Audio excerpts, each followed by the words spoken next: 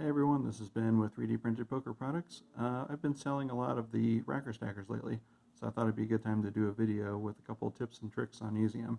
So first of all, reminder, they've got these little notches for 5, 10, 15, and 20 chips, so when you're stacking them up you can double check the height and make sure you've got them even. And one thing that if you have them you may or may not have noticed is that they aren't perfectly straight up and down. When they meet at the bottom, there's that little gap there at the top. And that's intentional so that we make sure when we're stacking the chips it grabs the bottom chips all the way, and then you squish them together at the top to get a nice even stack.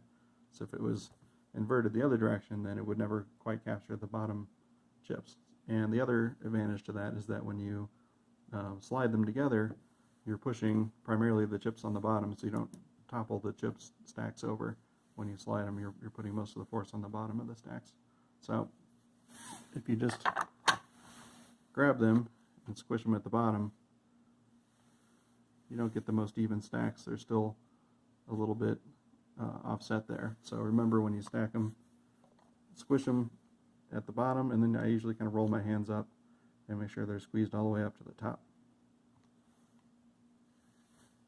And then you get much more even stacks. And then, like I said, when you slide them and push them along, there's kind of a gap here at the top. It's putting most of the force on the bottom of the stack as you slide.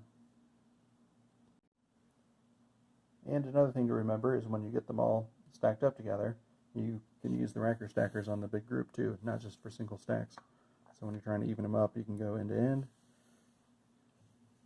You can squeeze them together across the sides. And you can even line them up like so. I made the ends of the racker stackers very skinny so that you can actually put two of them together and to make sure that they're in a straight line.